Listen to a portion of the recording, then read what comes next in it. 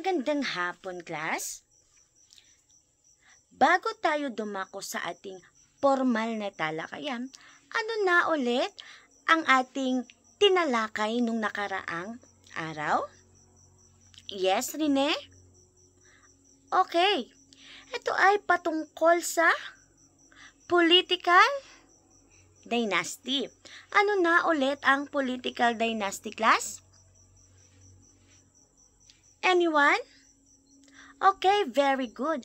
Pag sinabi nating political dynasty, class, ito yung isang pamilya o mga miyembro nito ay patuloy na naupo sa mga pangunahing posisyon gaya na lamang ng pagka-mayor, gobernador, kongresista sa maraming henerasyon. Naintindihan ba, class? Kinagagalak ko dahil naalala nyo pa ang ating tinalakay nung nakaraang araw. At dahil dyan, magkakaroon kayo ng isang aktibidad. At ang aktibidad na ito ay pinamagatan kong i-decode mo ko.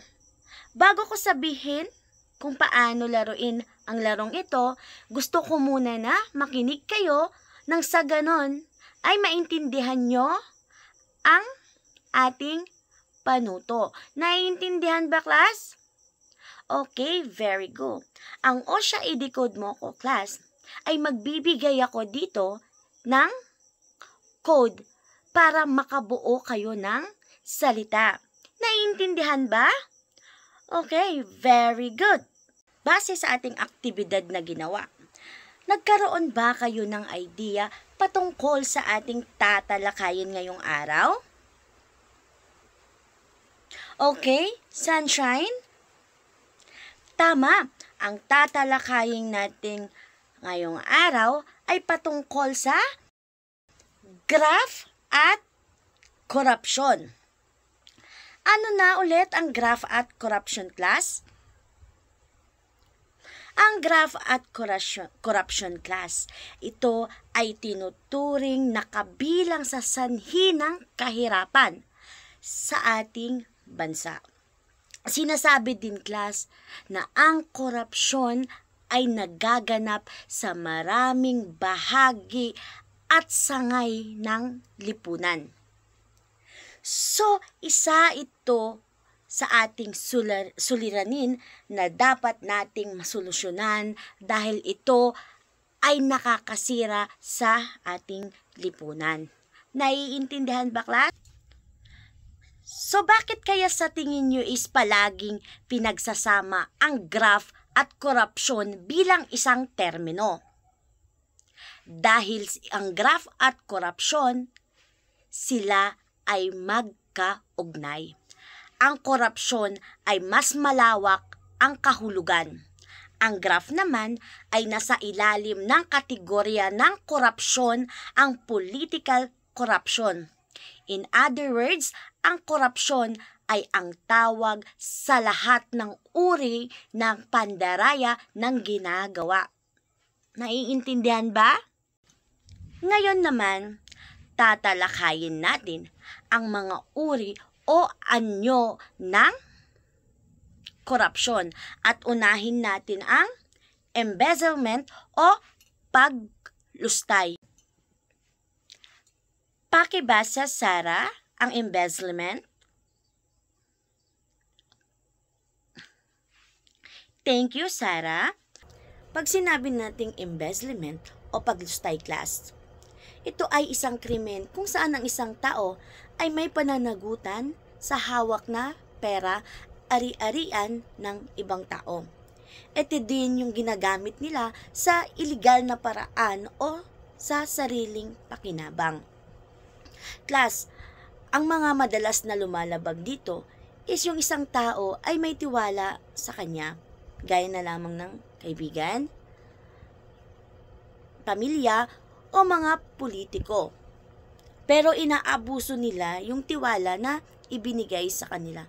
Halimbawa na lang, class, si SK Chairman is may pondo para sa pagpapagawa ng covered court. instead na si chairman is ipagawa yung covered court, ang ginawa ni chairman, SK chairman, is pinangbili niya ng NMAX na motor. Tinatawag itong embezzlement. O maaari kang sampahan dito ng kaso sa ilalim ng Revised Penal Code Article 217 o malversations of public funds or property at qualified theft. From 6 to 12 years ang pagkakakulong dito. Naiintindihan ba, class? Ano na ulit ang embezzlement? Tama. Ito yung paglustay sa hawak na pera. Pangalawa, ang bribery o lagay system. Ito naman yung hindi tamang gawain na pagbibigay o pagtanggap ng pera para mapanatili yung proseso ng isang bagay na dapat sana ay naaayon at nasa tamang pamamaraan. Halimbawa na lang dito is may isang businessman na naglagay ng pera o regalo sa isang opisyal ng gobyerno. Nagbigay siya ng pera para mas mapadali yung proseso o pagkuha niya ng permit o lisensya sa businessman. At dahil nagbigay siya ng pera, si opisyal ng government, tinanggap niya yung pera para maibigay yung permit kahit alam naman ng opisyal ni government na hindi pa niya naibibigay yung mga requirements na dapat munang ibigay niya. Pero dahil naglagay yung businessman ng pera o regalo doon sa opisyal, etong si opisyal naman is nagbigay ng pabor doon sa businessman. So, tinatawag itong bribery. At isa pa dito is ang mga fixer. Yung mga fixer class, usually ito yung mga kumukuha ng mga birth certificate or mga lisensya, yung sila na yung mag-aayos, tapos babayaran mo na lang sila para mas mapadali yung pagkuha mo ng birth certificate or license na hindi naman dumadaan sa tamang proseso na naaayon sa batas. Dumako naman tayo sa pangatlo. Pag sinabi nating fraud or panloloko class, ito ay isa ding crime na madalas na nakasangkot ay ang paglilinlang o panloloko. Ang mga layunin ng fraud class ay makakuha ng isang bagay gaya ng pera, gamit, at iba pa gamit ang panlilinlang o pamimeke ng mga dokumento or paggawa ng mga peking information para makakuha o makapanloko ng ibang tao. Halimbawa na lang dito ay ang mga online scam na may magte-text sa'yo na kunwari is nanalo ka ng 1 milyon pero kapalit nito is magbibigay ka daw muna ng 100,000 or 10,000 bago mo maklaim yung pera, which is panloloko po yun o tinatawag na fraud. Isa na rin po dito ay ang mga link na isinesend sa inyo na kailangan pag pinindot nyo yun is makukuha nila yung mga information, which is hindi po dapat kayo basta-basta nagkiklik ng mga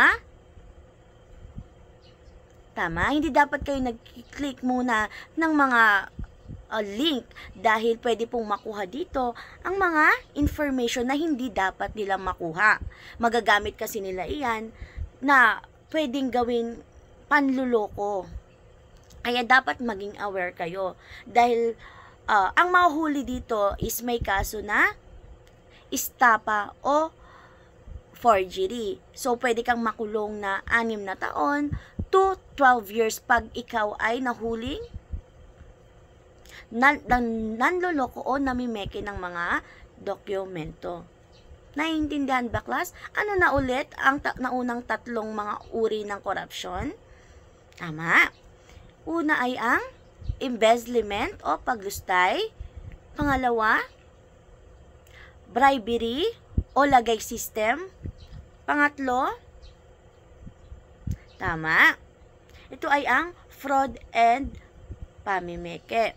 Dumako naman tayo sa panghuli o ang pang-apat. Ito ay ang extortion o paninikil. Pag sinabi nating extortion o paninikil, class, ito ay isang uri ng krimen kung saan ang isang tao ay gumagamit ng kapangyarihan o impluwensya upang makahingi, makahuthot o sapilitang makakuha ng pera sa isang tao, kadalasan sa pamamagitan ng pananakot. Halimbawa na lang po ng extortion o paninikil is pag may nakuhang information na sa'yo na tinatakot ka, gaya na lamang ng pag hindi ka nagbigay ng pera is ilalabas nila yung scandal mo o yung mga information mo na hindi dapat makuha ng ibang tao. Kapalit nito is kailangan is magbigay ka ng pera, which is ito po ay extortion o paninikil. Ang paninikil, class, or extortion ay isang krimen na nakasaad sa Article 294 ng Revised Penal Code. Ayon dito, ang extortion o paninikil ay isang krimen na nagpaparusa na aabot sa 6 years to 12 years na pagkakakulong. Kung ang ginagamit ng paninikil ay may kinalaman sa paghingi ng pera o ibang bagay, lalo na sa pananakot. Naiintindihan ba, class? Ano na ulit ang 4 na uri ng korupsyon? Una, embezzlement o paglustay. Pangalawa, bribery. Pangatlo, fraud o pamimeke. At ang pang-4 ay ang extortion o paninikil. Naiintindihan ba, class? Magaling. Ano na ulit ang paninikil o extortion? Tama. Ito ay ang pananakot para makakuha ng pera. Ano naman ang embezzlement? Tama. Ito yung pagkuha ng pera o paglustay ng pera na hindi naman sa'yo at tama. At dahil dyan, maglabas kayo ng inyong papel at pakisulat ang inyong assignment.